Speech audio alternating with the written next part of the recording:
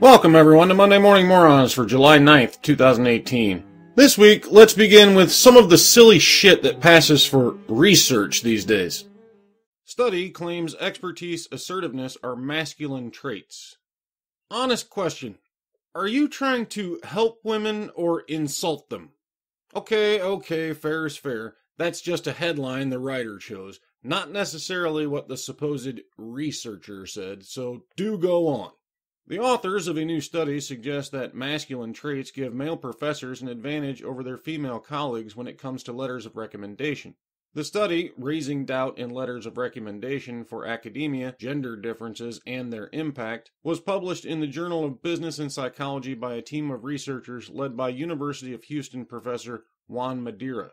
To gain a deeper understanding of gender bias in academia, Madeira and his colleagues obtained 624 authentic letters of recommendation written for 174 professors and reviewed them for the presence of doubt raisers. These doubt raisers, described as phrases or statements that question an applicant's aptness for a job, include phrases such as somewhat challenging personality, might make a good colleague, and in light of difficulties, performance was impressive.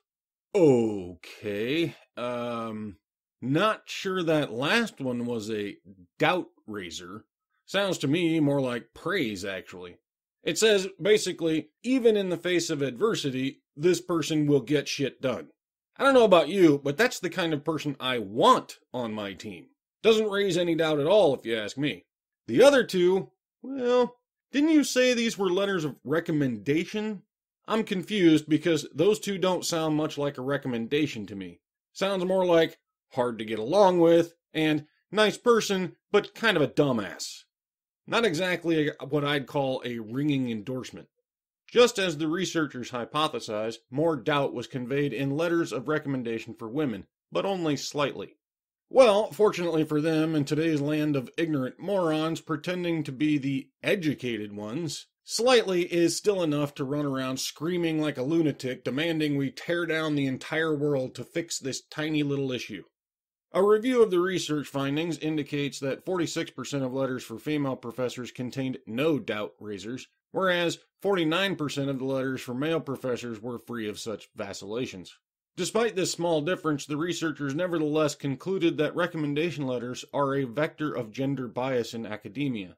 Our studies show how bias in the letter writing process can be propagated, even if evaluators do not necessarily display overt gender biases, the team concluded. The differences in word choice may seem negligible, but in fact, as our data show, doubt raisers have discernible penalties for women in academia.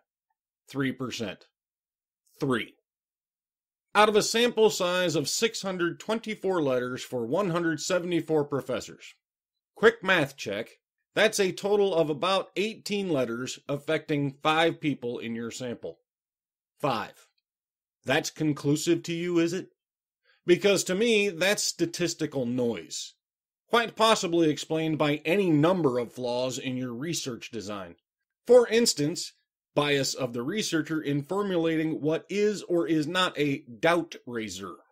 I don't suppose that anywhere in your analysis you allowed room for the possibility, hell, in my book, probability, but let's be nice and stick with possibility, that a couple of the professors these letters were for just happened to be shit professors, and the recommendation letters were written for them were done by people trying to be nice without outright lying their asses off, did it?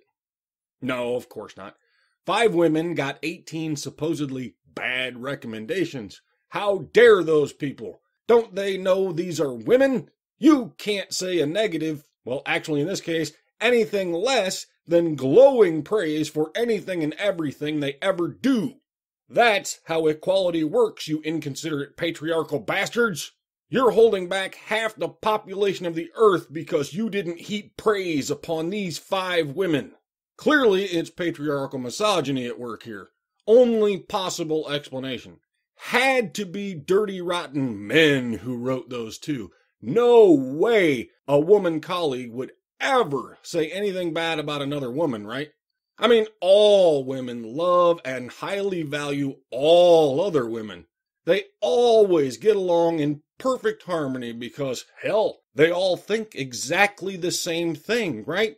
Until some dastardly, evil, despicable man comes along and ruins it all. Oh, the humanity! If only we could get these truly evil beasts out of our society and start all over. Well, not all over. I mean, we'll keep, like, air conditioning, cars, computers, electricity, indoor plumbing, sewer systems, and, oh my god, definitely cell phones. You know, all that vile, despicable shit these evil, sexist rapists invented to make our lives so downright comfortable. But we'll totally do way more without them holding us back with their, ideas and shit. Maybe we could just make them work, out in the mines, factories, mills, fields. Like those dirty, dangerous jobs that are so beneath us. But we won't let them have any authority or be, responsible for anything. They just work and then crawl back in their holes and stay out of our business. We'll call it equality. That'll sound good. And they'll totally go along with it, too, because we have this magic word to fling around if they don't. Misogynist! That'll stop them all from daring to disagree how equal women really are. Okay, so I got a little carried away there. But I tell you, I've actually heard, or rather seen, one or more of these mental midgets write shit just like that, and yet they still think they're the good guys in this little culture war. It absolutely boggles my mind how you can even begin to believe this kind of shit and still say you're fighting for equality. What? Oh, right, the article. The researchers suggest that this disparity, though small, may be due to a conflict between the masculine norms of academia and women's socialization under patriarchy. Of course it is. How convenient that your so-called research provides you with an excuse to repeat your dogmatic mantra, huh? Responsibilities of academics have been based historically on masculine traits such as being assertive, competitive, authoritative, independent, and experts in their field, the researchers claim. Right, so women are not assertive, competitive, authoritative, independent, or experts of anything. Got it. You might have to remind me again which side you're on here, because that sounds pretty derogatory to me. You sure you're a feminist? All of these traits are tied to agency, which are a set of traits that men, but not women, are expected to hold, they add. Women, in contrast, are expected to be communal, which includes being concerned with the welfare of other people, affectionate, kind, sensitive, and nurturing. Oh, I see. It's not that women aren't these things, it's that the society monster told them they shouldn't be. Damn that perpetual, amorphous, unidentifiable, ever-static, all-powerful creature that I can conveniently define any way I like and blame for everything I find objectionable. We have to keep telling it that the 1950s is long past by complaining about shit that hasn't been true since the 1950s. Reached by Campus Reform lead author Juan Madeira affirmed his belief that letters of recommendation are biased against women due to the norms of masculinity in academia, such as being independent, assertive, confident, and strong-willed. Take a moment and actually think about what you just said there, Chief. Women are dependent, meek, timid, and weak, because everything else is masculine. You are the one defining these ancient and long stereotypical gender roles. The rest of us moved past that shit decades ago. Maybe you folks should catch up, huh? The responsibilities of many academic departments may be based on norms of masculinity, he said. So what we found is that letters for women contained more doubt raisers than did letters for men. Campus Reform asked Madeira if it is possible that instead of letter writers being biased against women, that female professors actually display less assertiveness and confidence than their male counterparts, but he did not respond. Of course he didn't. He can't answer that because he didn't even consider it a possibility when he conducted this so-called research. As I said, he began with an answer, then studied data to get it. He's not a researcher, he's a propagandist. The only question is he one of the smart ones who does it on purpose, or just another useful idiot who actually believes the pile of horse shit he was fed. I'd bet on the latter myself. A well-intentioned moron who thinks he's actually helping people by feeding them the same bullshit he so eagerly gobbled up. Okay, next moron, Bob. Professor claims Hispanic students perpetuate colorblind racism. Fucking hell. A professor at Michigan State University is alleging that Latino students perpetuate colorblind racism due to their commitment to meritocracy and free market values. Sociology professor Maria Isabel Ayala, made the argument in a recent study published by the Journal of Latinos and Education, having received $25,000 from the school to conduct the research.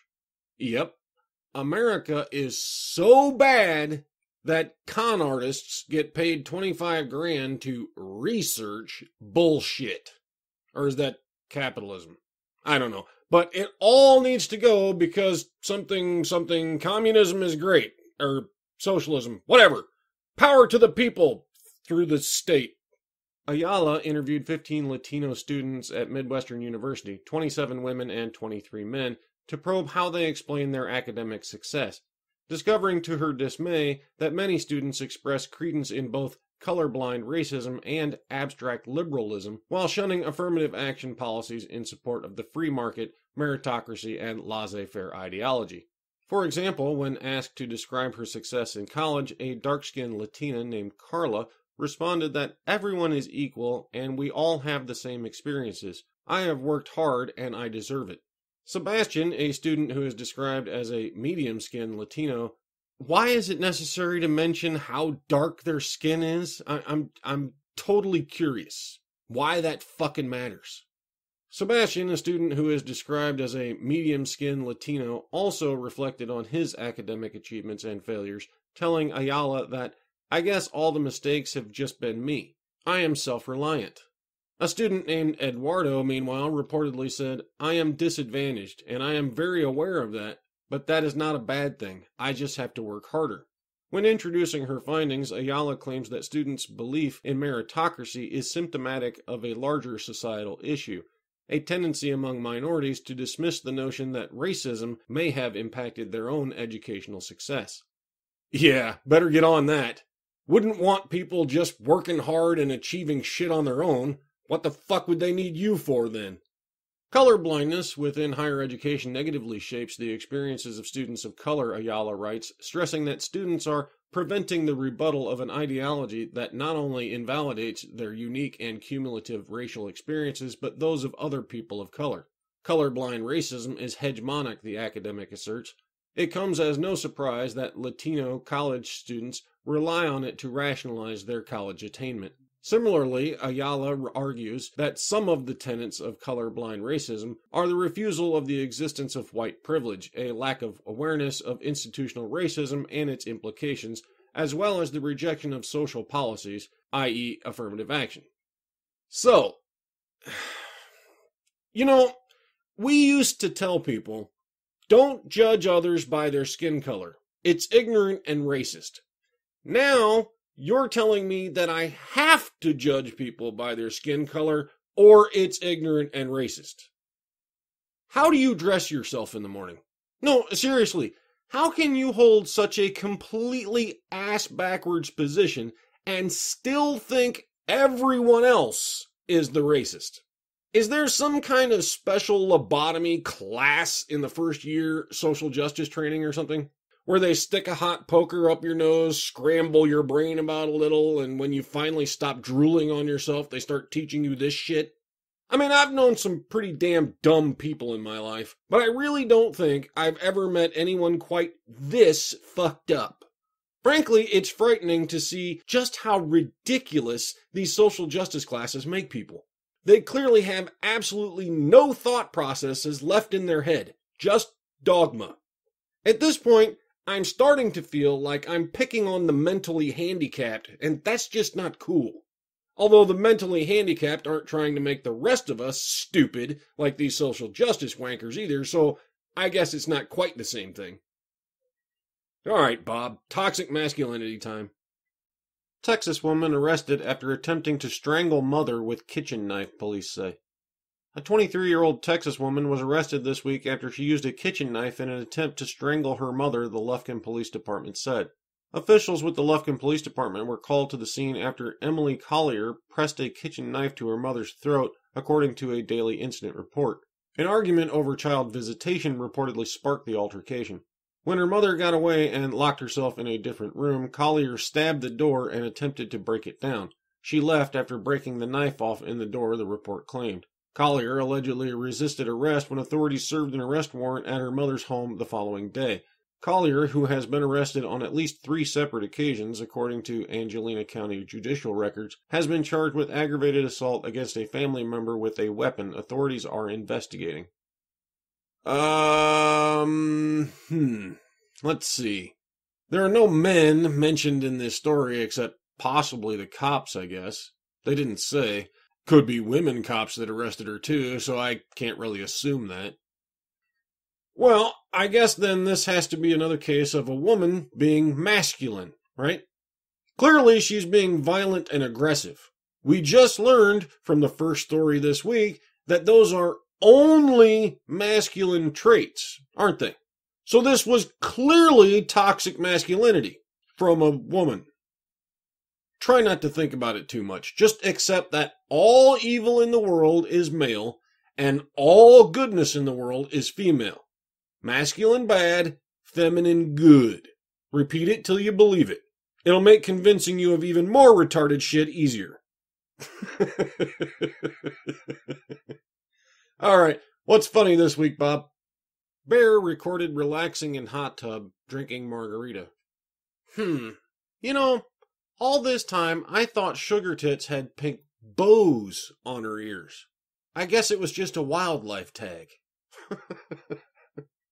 A bear who couldn't apparently bear the temperature any longer was recorded lapping up a margarita and hanging in an unheated hot tub at a California home over the weekend, proving the furry animals have more in common with humans than science may have taught us.